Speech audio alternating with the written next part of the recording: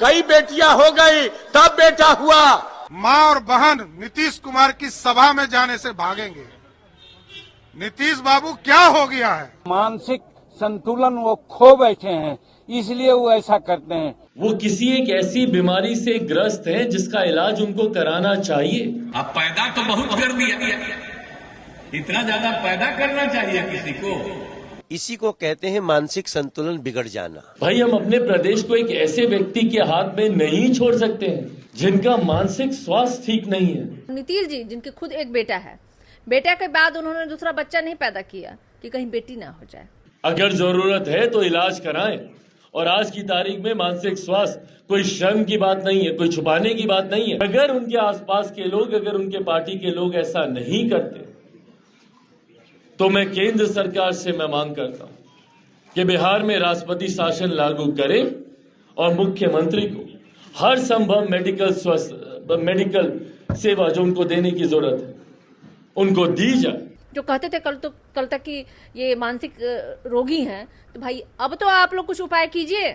नीतीश कुमार फिर से एक ऐसा बयान दे दिया है जिसको लेकर पूरा विवाद हो रहा है। पिछले बिहार विधानसभा चुनाव में नीतीश कुमार ने राबड़ी देवी और लालू प्रसाद यादव को लेकर एक बयान दिया था कि बेटा के चक्कर में बेटी पैदा करते चले गए। 8-8, 9-9 बच्चा बच्ची पैदा करता रहता है। बेटी पर भरोसा ही नहीं, कई बेटियां हो गई तब बेटा हुआ। अब इस साल फिर लोकसभा चुनाव में नीतीश कुमार फिर इस तरह का बयान दे दिए कि इतना बच्चा पैदा कर दिए, क्या जरूरत थी इतना बच्चा पैदा करने की? हट गए तब बीवी को बना दिया, अब आजकल बाल बच्चा को। अब पैदा तो बहुत कर दिया, इतना ज्यादा पैदा करना चाहिए किसी को? बाल बच्चा। इशारा लालू यादव और राबड़ी देवी पर है। हालांकि तेजस्वी यादव बोले कि जो कुछ बोले हमारे लिए आशीर्वाद है। सारिका पासवान जी हैं, राष्ट्रीय जनता दल की प्रवक्ता हैं, क्या कहेगा मैडम? नीतीश कुमार कह रहे हैं काहे इतना बच्चा पैदा कर दिए, क्या जरूरत थी? देखिए, नीतीश कुमार जी जिस पार्टी के साथ अभी गठबंधन में है, योगी आदित्यनाथ के भी 8 भाई बहन, मोदी जी के भी 7 भाई बहन, चिराग जी भी 4 भाई बहन हैं। मतलब उनके पार्टी में मुझे नहीं लगता कि कोई भी ऐसा होगा जिनके स्वयं नीतीश जी के 5 भाई बहन। तो नीतीश जी को तो अपनी माता जी से भी पूछना चाहिए था कितना बाल बच्चा पैदा करने का जो था। और नीतीश जी जिनके खुद एक बेटा है, बेटा के बाद उन्होंने दूसरा बच्चा नहीं पैदा किया कि कहीं बेटी ना हो जाए, ना, क्योंकि महिलाओं के प्रति उनका जो सम्मान है और महिलाओं के प्रति उनकी कुंठा का भावना है, वो तो बिहार सदन में देखा। और नीतीश कुमार जी के लिए ना कहा करते थे, ये इनके सांसद हैं भारतीय जनता पार्टी के मनोज तिवारी, कि रात में सोने से पहले अश्लील पिक्चर, गंदा पिक्चर देख के सोते हैं। सम्राट चौधरी कहते थे मानसिक दिवालियापन के शिकार हो गए हैं। चिराग पासवान जी कहा करते थे, केंद्र सरकार से गुहार लगा रहे थे कि भाई मैं दरखास्त करता हूं बिहार में राष्ट्रपति शासन लागू किया जाए, क्योंकि मुख्यमंत्री नीतीश कुमार जी का दिमाग का इलाज करना आवश्यक है।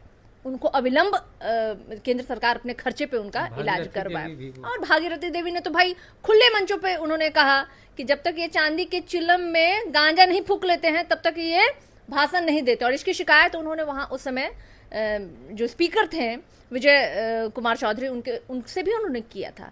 ये है पूरी की पूरी कहानी नीतीश कुमार जी की। और सदन में क्या बोला उन्होंने आपने देखा था। कई ऐसी महिला नेत्री थी जो भारतीय जनता पार्टी की जो फूट फूट के रो रही थी कि सम्मान का हमें ठेस पहुंचा, अपमान हुआ, हमें लगा जमीन फटे, हम उसके अंदर समा जाए, तरह तरह की बातें कही गई थी।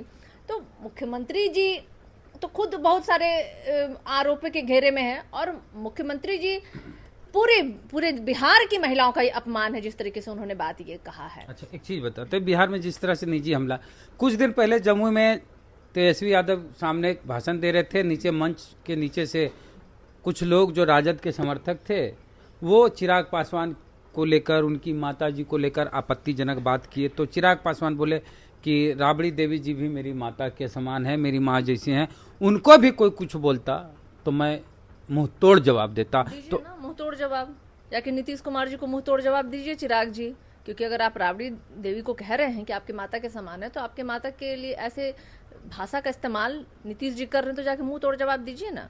लेकिन चिराग जी के कथनी और करनी में बहुत फर्क है। चिराग जी को तो खैर जीजा को जिताना था, इसलिए इम्प्लांटेड उन्होंने अपने कार्यकर्ता को भेजा था बीच में, वरना वो जो चीजें हुई थी हमने देखा। स्वर्गीय रामविलास पासवान की मृत्यु के पश्चात एक्शन कैमरा वाला भी हमने देखा था किस तरीके से बनावटी बातें वो करते हैं चिराग जी। और चिराग जी अपने स्वर्गीय रामविलास पासवान जी के दाह संस्कार के दिन उनकी सगी बेटी को उस कर्म से दूर रखा था। वो भी आपको पता है ना, किस तरीके से साधु पासवान और उनकी पत्नी, जो स्वर्गीय रामविलास पासवान की पहली पत्नी की बेटी हैं, उनको उन्होंने वहां पे जहां दाह संस्कार होता वहां घुसने तक नहीं दिया था। तो क्या महिलाओं के प्रति सम्मान है भाई? चिराग जी का ना सम्मान है ना नीतीश जी का सम्मान है। चोर चोर मौसेरे भाई हैं ये लोग भाई। अच्छा, नीतीश कुमार इस तरह का बयान लगातार मंचों से देते हैं और भाजपा के और नेता कह चुके हैं, अब आप लोग भी कह रहे हैं कि इलाज की जरूरत है नीतीश कुमार को। तो इस तरह का भाषण अगर कोई मंच से दे मुख्यमंत्री, तो बिहार के युवाओं में किस तरह का मैसेज जाएगा, टीनेजर्स में किस तरह का मैसेज जाएगा, महिलाओं के प्रति किस तरह का भाव आएगा और किस तरह की फब्तियां कसेंगे? देखिए, सबसे पहले तो हम लोगों में से, हमारे महागठबंधन के किसी भी एक व्यक्ति ने नहीं कहा कि नीतीश कुमार जी को इलाज की आवश्यकता है। उन लोगों ने ही कहा। ही लोग बोल रहे हैं? नहीं, हम लोगों ने नहीं कहा। हम लोगों ने, भारतीय जनता पार्टी के जितने नेताओं ने अपनी टिप्पणी दी उनको कोट हम कर रहे हैं कि आज आप जिनके साथ गठबंधन में हैं वही आपको पागल और मानसिक दिवालेपन से घोषित कर रहे हैं, आपको कह रहे हैं आपको इलाज की आवश्यकता है।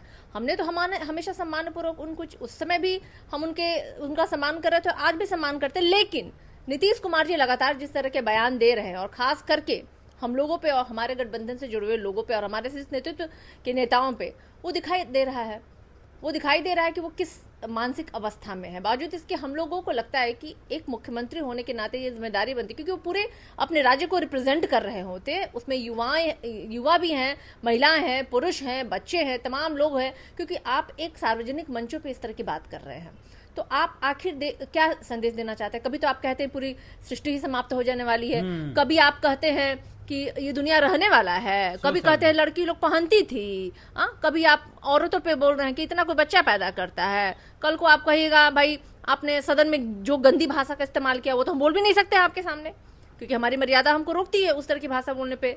आप वहां तक नीचता के हद तक आप गिरे थे। तो आखिर मुख्यमंत्री जी इस तरह की सार्वजनिक मंचों पे जिस तरीके की भाषा दे रहे हैं तो उन्हें रोकने की जरूरत है। कम से कम अब तो जो उनके साथ हैं, जो कहते थे कल तक कि ये मानसिक रोगी हैं, तो भाई अब तो आप लोग कुछ उपाय कीजिए। 4000 पार कर जाएंगे भाई, वो सब तो बहुत मामूली बात है। मान लीजिए 4000 पार कह दिए, प्रधानमंत्री जी भी कह दिए कि हम बाई हेलीकॉप्टर से बाई रोड आ रहे थे। हाँ, तो इस तरह के बयानों पे मैंने, लेकिन इस तरह की चीजें जो कुछ अति मतलब आपत्तिजनक शब्दों का इस्तेमाल, उस पर तो कम से कम लोगों को रोक लगवाना चाहिए। तो खैर उनके साथ जो लोग रह रहे हैं, इस चुनाव में असर पड़ेगा इस तरह के बयान का? देखिए, पिछले बार ही नीतीश जी जानते हैं, पिछले बार ही वो लोगों के बीच में गए थे विधानसभा के चुनाव के दौरान, तो कहा था उन्होंने हमें आखिरी बार मौका दीजिए, और वो खत्म हो गया। उनको भाई एक ही टेनर में वो 3 बार मुख्यमंत्री बन गए हैं। तो निश्चित रूप से बिहार की जनता तो बदलाव के लिए है, और तीसरे नंबर पे जेडीयू थी, और इस बार तो मुझे नहीं लगता है कि वो किसी नंबर पे भी रहेगी। चलिए, तो सारिका पासवान थी, इन्होंने कहा कि नीतीश कुमार को इलाज की जरूरत है, ये हम नहीं कर रहे हैं, ये चिराग पासवान ही चिल्ला के कहते थे, और भाजपा के नेता और चिलम मुलम सारी बातें हुई। आपका क्या कहना है कि सार्वजनिक मंच से किसी भी मुख्यमंत्री को, किसी पूर्व मुख्यमंत्री के लिए इस तरह का बयान देना चाहिए, वो भी महिला के लिए? प्रतिक्रिया कमेंट बॉक्स में दे। जय भीम, जय भारत।